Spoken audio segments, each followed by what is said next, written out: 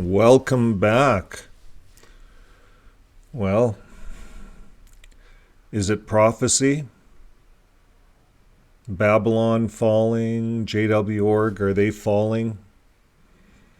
When we look out and see what's really happening, Babylon the Great is falling. So, and I base my conclusion on the apologies. So back in 2018, the Catholic Church met and they made public apologies, the Pope, about all these CSA cases. Two dioceses actually had to go into bankruptcy to pay off CSA cases. The average Catholic CSA case is going for $300,000 to $400,000, and that's what the payouts are kind of going for. So there's apologies. The United Church apologized. They apologized for the residential schools up here in Canada. There was a settlement of a form made. So when we look at the stronghold that we had seen at one time, that religion was kind of in control, they could hide behind the clergy penitent privilege. They could hide behind that. They called these confessions confidential records, so the state, the governments couldn't touch it. Freedom of religion, right? See, the religion had that stronghold. So now that has been taken away. The politicians, everyone on earth is saying abuse of children is wrong. That's a crime. We're going to uncover it. We're going to change our laws, change our rules, and that's what's taken place. So that's in progress. It's happening. These religions are falling in a sense that they no longer have that stronghold on the governments, and they're falling. And what we see happening is they're being held accountable.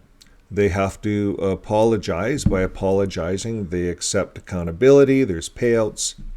Property has to be sold. So what we see happening here is Babylon is fallen ahead of things. Now, when I was a Jehovah's Witness, I was taught that in the future, Babylon's going to fall, and then the governments are going to turn on us, on the true religion. And isn't that what's happening today? Babylon is falling, and now the governments are turning on JW org. What's that all about? You see, they've come later. They're now. Now JW org is falling. Babylon, they've apologized and accepted that and all these court cases are going to take years. But it's almost happening together, but there is a bit of a domino effect if you see it. But the JW org has not apologized. How do we know that? Well, right here. Right here. I'll just undo that. Okay. Right here. Right out of the horse's mouth. And also, the governing body is neither inspired nor infallible, and so it can err in doctrinal matters or in organizational direction. Well, knowing this, then, we are not embarrassed about adjustments that are made, nor is an apology needed for not getting it exactly right previously. We understand this is how Jehovah operates. He reveals matters gradually when it is needed. So the Pope didn't do anything like that. He got up in front of all his people and he apologized. And he made some changes. The Catholic Church is not the church that we would have known. JW org, they don't want to apologize. This is Jehovah's light. They're blaming it on God. There's a whole cover-up. We're going to look at, we ran a news yesterday. It was on our live. We ran a Friday kind of a news live wrap-up. And we're going to take a look at that quickly. We're going to see an apology, or what this is a lawyer. And you can check this whole video out on the live. We covered some of this stuff. So here it is. He's going to talk about how he thinks of the Catholic Church and Jehovah's Witnesses. So here it is. Zolkin's firm, which has also represented Catholic abuse victims, got a decade's worth of documents after a years-long legal battle.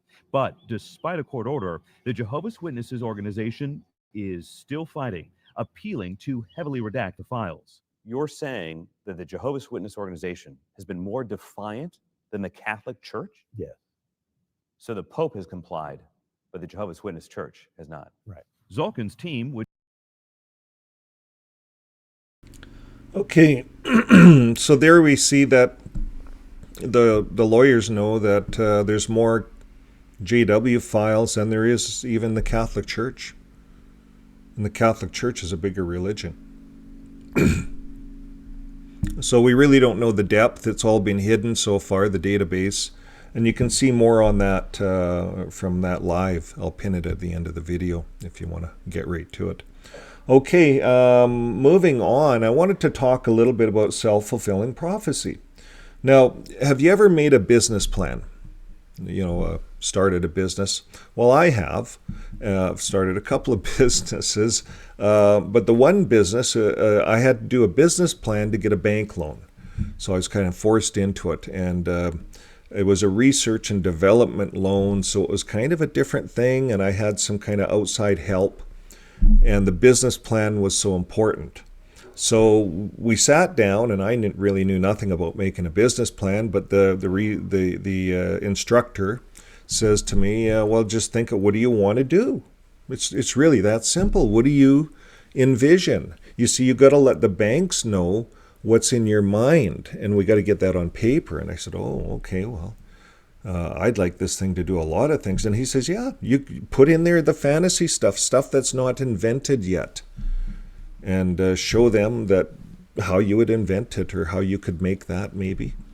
Throw as much as you can. So we did a business plan. And sure enough, and you have to do a business plan, here's my first year, second year, third year, 5-year plan. I think they wanted maybe even a 10-year plan. I forget. But anyways, we surpassed everything on the business plan. All the stuff that wasn't invented, we invented. We made this thing do some really cool things. And it's amazing what you can do with putting down on paper what's in your mind. So important. It's a business plan. Business plans come true. Most business plans come true. You live up to it. You put that down, you dream about it, you think about it, I can make that happen, you work towards it, and bang, the business plan comes true.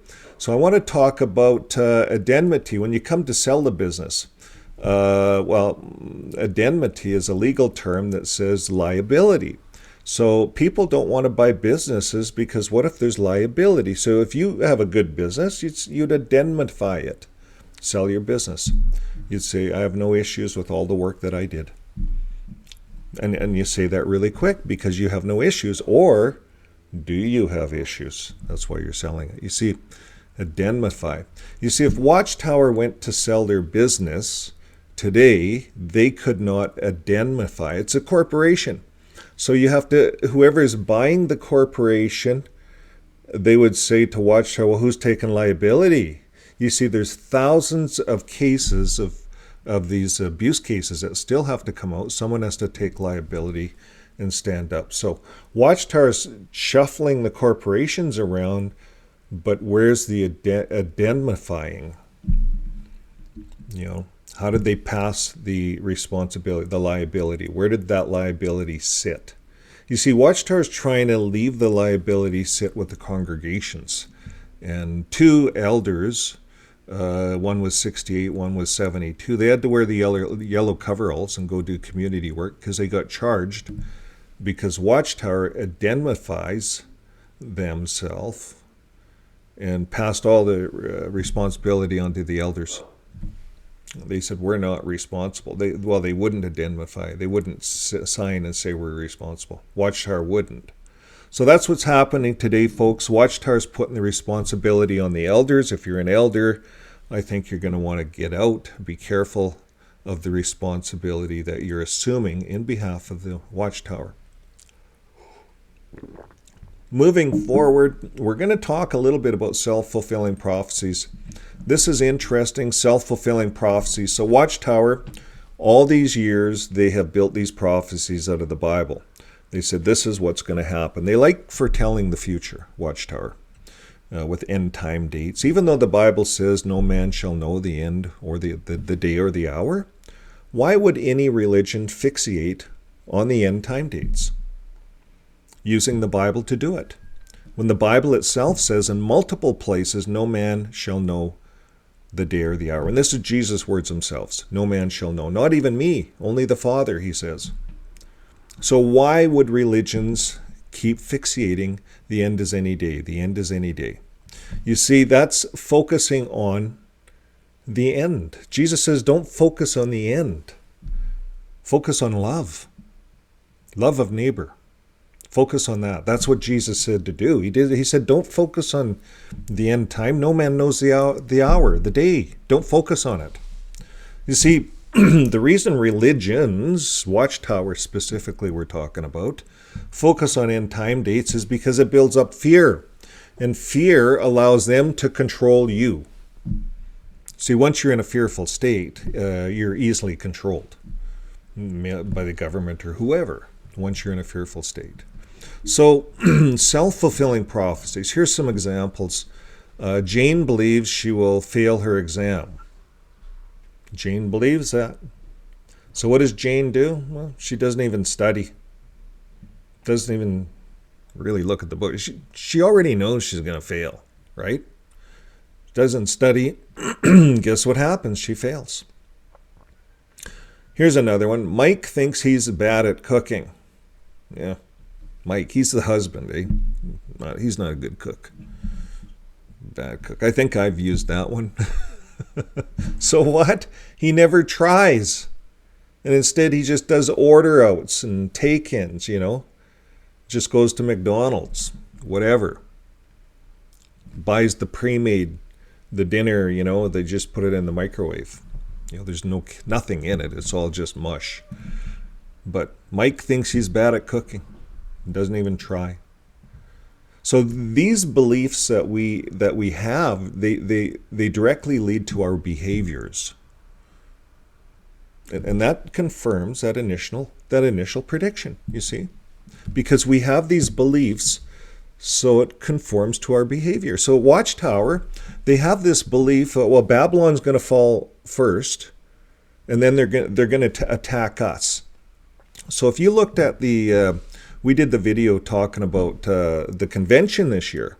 Well, when you walk in the door, there's a song that they're playing, and they're showing the padlocks going on the doors. Kind of like what went on in Russia. But the vehicles are driving on the U.S., Canada vehicles were driving on the driver's seats on right-hand side, right? Or left-hand side. Anyways, it's U.S. It's all made in Warwick, these videos. And they're showing the Watchtower being padlocked, sign coming down, and people they're afraid of the governments, and they're going to private book studies. That's what they're showing in their opening, right when you walk in the door. Is that not fear? Well, sure it is. It's fear. Is this not what's kind of happening right now all over the world? There's some subtle things, because they lost religious status in Norway does not mean that there's padlocks on the door and their signs are coming down. They can practice religion. They just lose the government charity status, the money, the handouts. They lose that. You see, when we really read Babylon, the scriptures about Babylon, the Great Falling, it's the money. They're going to lose out on the money, the merchants, the governments, the money. There's money in there for being a religion, charity.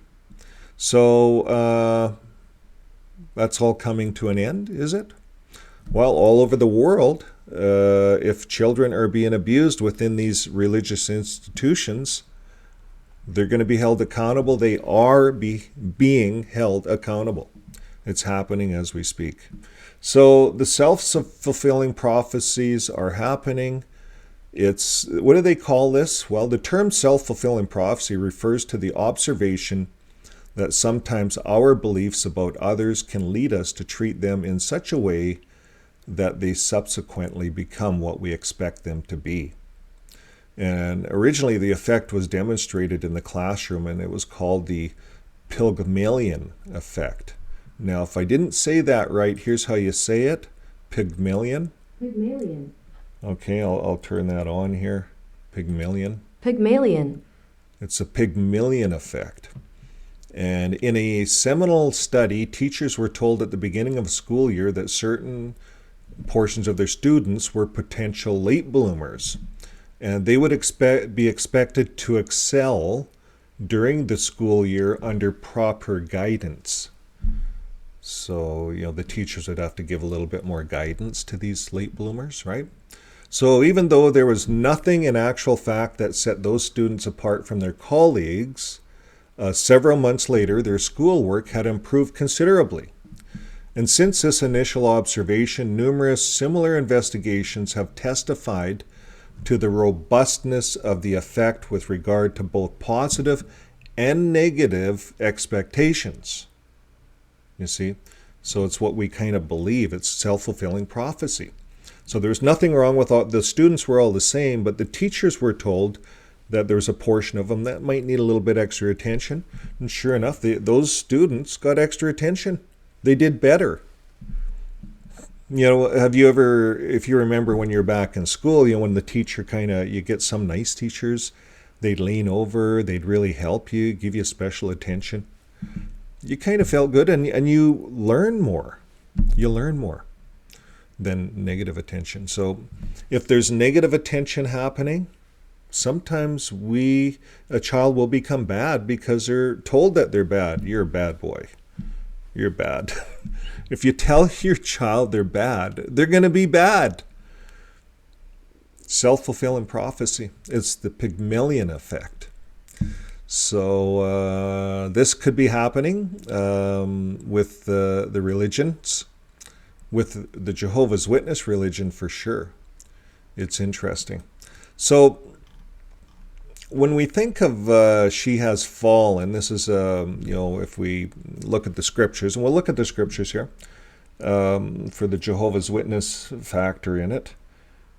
And she has fallen. There's a lot of scriptures. I thought I'd take a moment and look at them today. I hadn't looked at these for a while.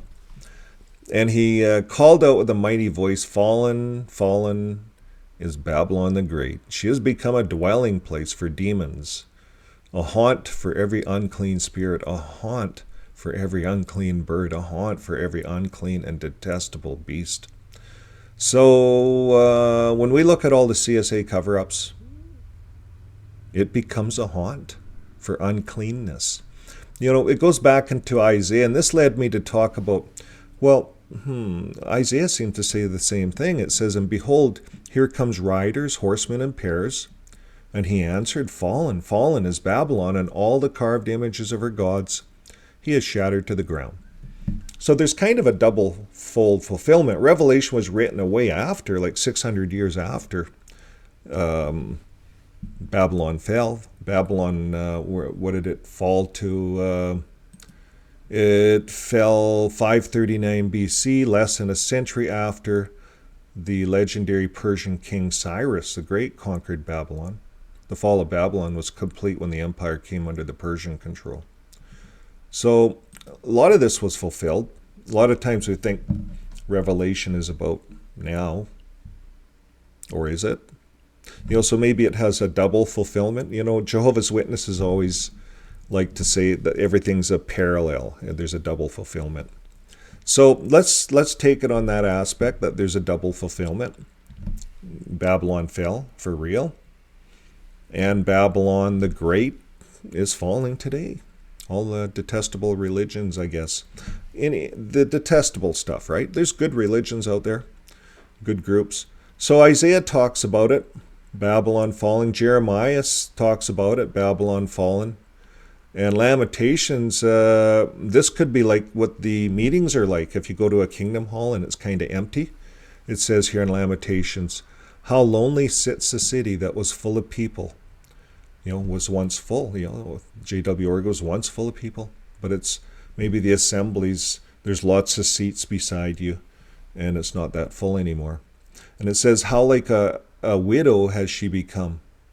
She who was great among the nations, she who was a princess among the provinces, she has become a slave. What is she a slave to? Well, she's a slave to legal bills right now. She's fighting all over the place, Babylon, JW.org. She's fighting.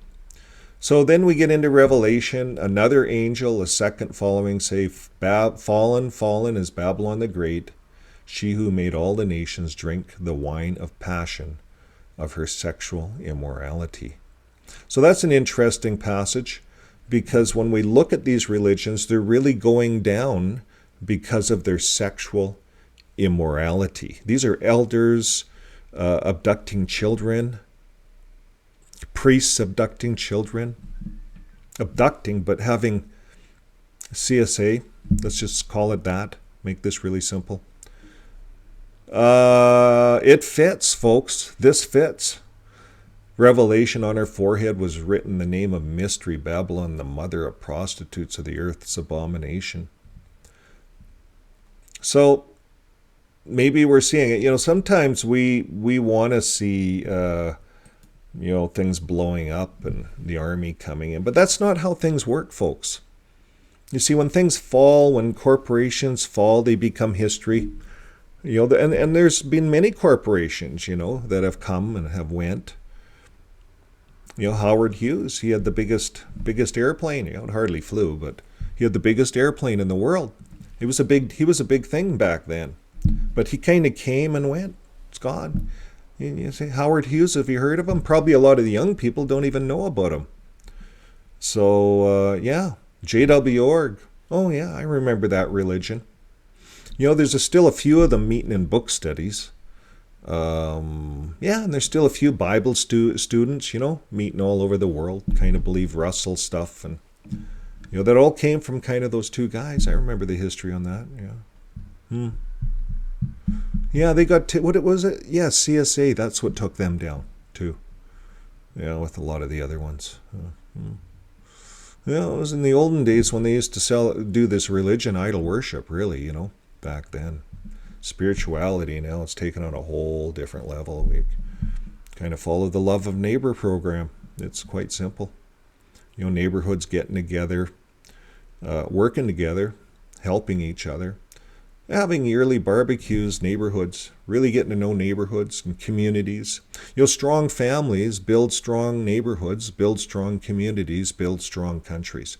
And you see, anytime we have a religion or an institution that is a divide between the family and the community, we have a problem in the community. So what do? Well, you see, these things fade out, and that's what's happening right now as we speak. So that's we could talk all day on this stuff, but it's interesting. Self-fulfilled prophecy. So when we say to fall, what do we say? I had some stuff pulled up here. One of the definitions is to drop down, to suffer a military capture, to lose office, they fell from power. That's what's happening here. Or to suffer ruin, defeat, or failure. That's kind of what's happening. Or to commit an immoral act. I thought that was interesting, right in the Merriam-Webster's dictionary. But to commit an immoral act, but the man willfully misused his God-given freedom and fell into sin. So, and the Watchtower misused their God-given freedom and fell in to sin. They're falling. The Watchtower is falling.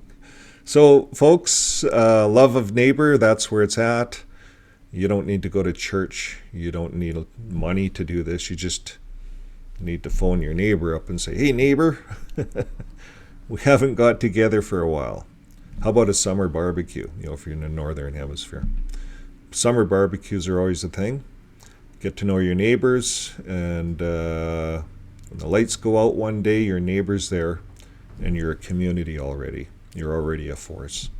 So, folks, that's the best wisdom I have for you today. And until next time, keep living your life with love. See you on the next video. Bye for now.